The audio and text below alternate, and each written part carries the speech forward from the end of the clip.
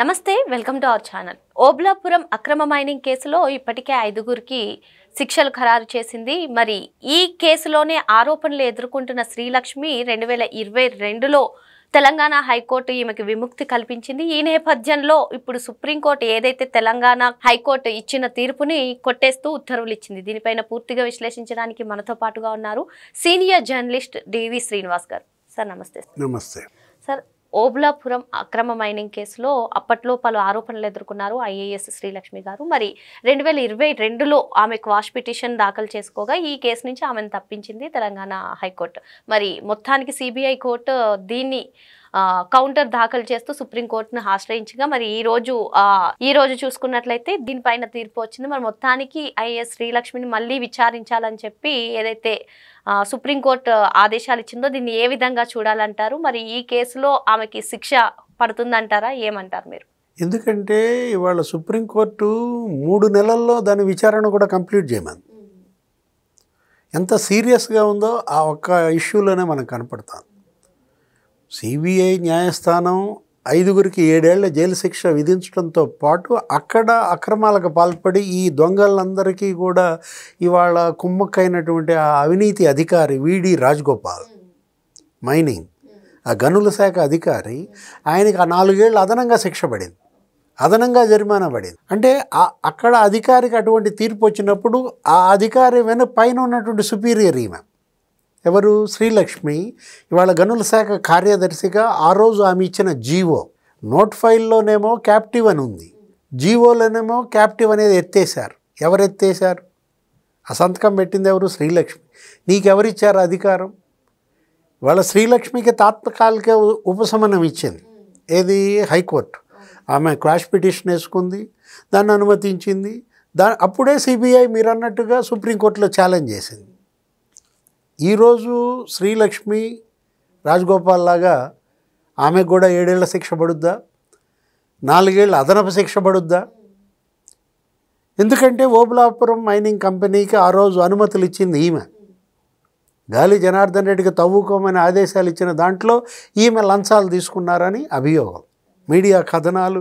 దగ్గర అప్పుడు ఆ పైన సంతకం పెట్టినందుకు 86 లక్షలు ఏమో తీసుకుందన్నారు. ఆమె జైలు శిక్ష అనుభవించారు. ఆ తర్వాత బయటకు వచ్చారు, బెయిల్పై బయటకు వచ్చారు. ఆ రోజు చూసాం 88 బ్యాచ్ ఈమె, 1988 బ్యాచ్. ఇప్పుడు గతంలో మనం చూసాం తెలంగాణ సీఎం, అక్కడ సిఎస్గా పనిచేసిన శాంతకుమార్, కేరళ చీఫ్ సెక్రటరీగా పనిచేసిన మహిళ. ఎంతమంది మహిళా అధికారులు లేరమ్మా? వాళ్ళ స్థాయిలో ఈమె కూడా ప్రధాన కార్యదర్శి కావాల్సిన వ్యక్తి, అసలు కేంద్ర కార్యదర్శి కావాల్సిన వ్యక్తి, సెంట్రల్ గవర్నమెంట్లో సెక్రటరీగా చేయాల్సినటువంటి ఆ రేంజ్కి చేరుకోవాల్సిన శ్రీలక్ష్మి ఇవాళ ఇదా? కారణం అవినీతి, అక్రమాలు. జగన్మోహన్ రెడ్డి సీఎం కాగానే ఈమె విముక్తి. ఈమెను తీసుకెళ్ళి విజయసాయిరెడ్డి కేంద్రాన్ని దగ్గరికి తీసుకెళ్ళి ఈమె తెలంగాణలో ఉంటే తెలంగాణ క్యాడర్ శ్రీలక్ష్మిని ఆంధ్రప్రదేశ్కి తెచ్చుకోవటం, జగన్ సీఎంగా ఈమెకి పురపాలక శాఖ కార్యదర్శి పదవి అప్పజెప్పడం, జగన్ సీఎంగా మళ్ళా ఓఎంసీ కేసులో మళ్ళా తవ్వకాలకు అనుమతులు ఇవ్వమని కోరడం, అంటే మళ్ళా గాలి జనార్దన్ రెడ్డిని మేపడానికి ప్రయత్నించటం, అంటే మళ్ళా రెండో ఓఎంసీ ఏది మీరు చెప్పింది ఇవాళ గాలి జనార్దన్ రెడ్డి ఈ కేసు, అది రాజశేఖర రెడ్డి హయాంలో అక్కడ జరిగినటువంటి ఆ తవ్వకాలు. 68 హెక్టార్లు ఆయనకి లీజుకి ఇవ్వటం, 2 టీఎంసీలు నీళ్ళు ఇవ్వడం, 10,000 ఎకరాలు బ్రహ్మణి స్టీల్కి ఇవ్వడం, 4,000 ఎకరాలు కడప ఎయిర్పోర్ట్కి ఇవ్వడం. దానికి ఫలితంగా ప్రతిఫలంగా క్విడ్ ప్రోకో గాలి జనార్దన్ రెడ్డి జగన్ మీడియా సాక్షిలో 120 కోట్లు పెట్టుబడి పెట్టడం. అంటే ఇవాళ సాక్షి ఛానల్, సాక్షి పత్రిక డబ్బులు ఎవరి? గాలి జనార్దన్ రెడ్డి, ఇనప ఖనిజం డబ్బులు. ఎంతమంది చనిపోయారమ్మా? అక్కడ గిరిజనులు ఎంతమందిని మట్టు పెట్టారు? అక్కడ ఉన్నటువంటి మిగతా ఆ గనుల యజమానులను ఎంతమందిని బెదిరించారు? ఎంతమందిని జైళ్ల పాలు చేశారు? వీళ్ళ లారీల కింద పడి ఎన్ని వందల మంది చనిపోయారు? వాళ్ళందరి ఉసురు తగిలేగా సుంకులమ్మ గుడి కొట్టేశారు. ఎంత పాపం. గుడిని కొట్టేస్తారు. ఆ రోజు గిరిజనులు కాళ్ళ వెళ్ళబడ్డారు, అమ్మవారి జోలికి వెళ్ళొద్దన్నారు. కానీ ఆ గుడి ఆ గుట్ట కింద ఉన్న ఇనుప ఖనిజంపై కన్నేసి ఆ ఇనుప ఖనిజం తవ్వేశారు, గుడిని కూల్చేశారు. సుంకులమ్మ ఇవాళ శాపం తగిలిందా వీళ్ళందరికీ? గాలి జనార్దన్ రెడ్డి న్యాయమూర్తిని అడుగుతాడు ఏమని, నేనంత చారిటీ చేశాను, సేవా కార్యక్రమాలు చేశాను, ఇవాళ వాళ్ళకి అక్కడ యువతకు ఉపాధి కల్పించాను, నాకు తగ్గించమంటే న్యాయమూర్తి ఒకే మాట అన్నారంట, అసలు నిన్ను 7 ఏళ్ళు జైలు కాదు యావజ్జీవం ఎందుకు వేయకూడదన్నారు. ఇప్పుడు శ్రీలక్ష్మి ఇవాళ 7 ఏళ్ల జైలా యావజ్జీవమా? ఎందుకంటే సుప్రీంకోర్టే కాదు, అసలు కింద కోర్టుల దగ్గర నుంచి హైకోర్టు దగ్గర నుంచి నీకు అవినీతి కుంభకోణాల్లో ఎవరిని క్షమించే ప్రసక్తే లేదంటున్నారు. ఇవాళ శ్రీలక్ష్మి ఉదంతం, విడి రాజగోపాల్ ఉదంతం ఇవాళ ప్రతి ప్రభుత్వ అధికారికి ఒక గుణపాఠం. దోపిడి దొంగలతో కుమ్మక్కాయి ఇవాళ అతనేదో ముఖ్యమంత్రిగా ఉన్నాడు కదా అని చెప్పి ఇంకో 30 ఏళ్ళు ఆయనే సీఎంగా ఉంటాడని ఈలోపు ఏదో దోచేద్దాం తుడిచేద్దాం అనుకుంటే జైలు. ఎవరికి గుణపాఠం అంటే ఇది ఇవాళ శ్రీలక్ష్మికి గుణపాఠం కాదు. ఇవాళ విడి రాజగోపాల్, శ్రీలక్ష్మి, ఇవాళ మైనింగ్ వెంకటరెడ్డికి ఒక లెసన్, బెవరేజెస్ కార్పొరేషన్ వాసుదేవరెడ్డికి ఒక గుణపాఠం, లేకపోతే టీటీడీ ధర్మారెడ్డికి ఒక గుణపాఠం, ఐఎన్పిఆర్ తుమ్మా విజయ్ కుమార్ రెడ్డికి ఒక గుణపాఠం అన్నమాట. అరే ఎంత దోచేశారు అసలు. జగన్ మత్తులో పడి వీళ్ళ కెరీర్ను నాశనం చేసుకోవటమే కాదు, ఆ అవినీతి సొమ్ముకు కక్కుర్తుపడి వాళ్ళ కుటుంబాలని వాళ్ళ దోషులుగా ప్రజల ముందు నిలబెట్టారు. అసలు ఎలా తలెత్తుకు తిరుగుతారమ్మా? ప్రజల ముఖం ఎలా చూస్తారు? సార్ ఈ తీర్పు దాదాపు 14 ఏళ్ల తర్వాత వచ్చింది సార్. మరి ఇప్పుడు గత ప్రభుత్వ హయాంలో అక్రమాలు ఎవరైతే దౌర్జన్యాలు చేశారో ఈ తీర్పుని బట్టి వాళ్ళందరూ కూడా బెంబేలెత్తిపోతున్నారు.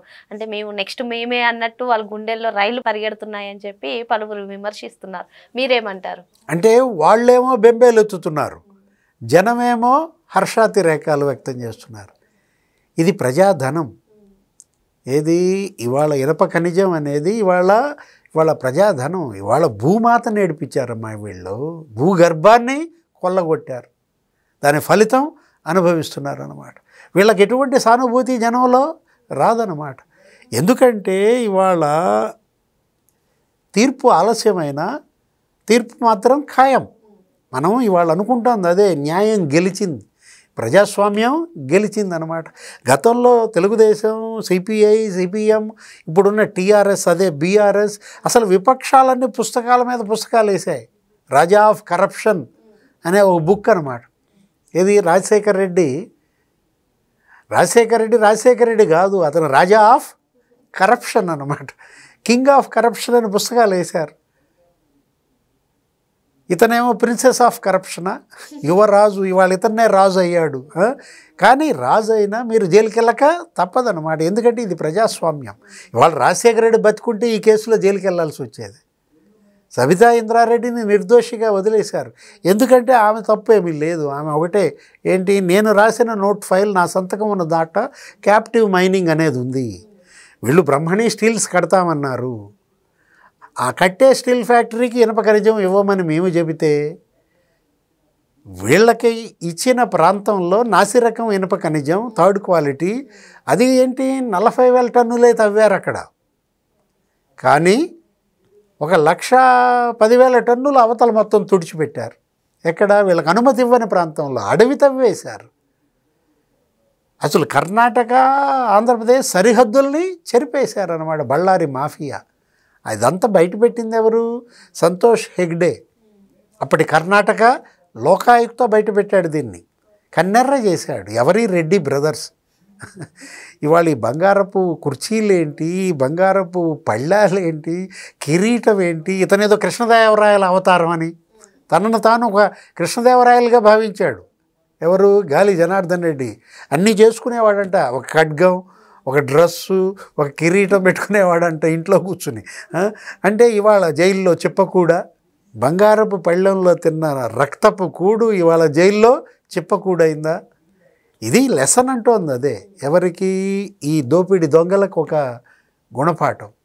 ఆ దోపి దొంగలకి కొమ్ము కాసినటువంటి ఈ లంచగొండి అధికారులకి ఒక గుణపాఠం అని. మరి న్యాయ వ్యవస్థలను అడ్డు పెట్టుకొని ఎవరైతే తప్పించుకున్న ప్రయత్నం చేస్తారో వాళ్ళందరికీ కూడా శిక్ష తప్పక పడుతుందని, ఆలస్యమైనా సరే న్యాయమే గెలుస్తుందని, ఈ కేసు ఈ దోపిడీ దొంగలకు అందరికీ ఒక గుణపాఠం అని చెప్పి సార్ చెప్తున్నారు. Thank you sir. నమస్తే.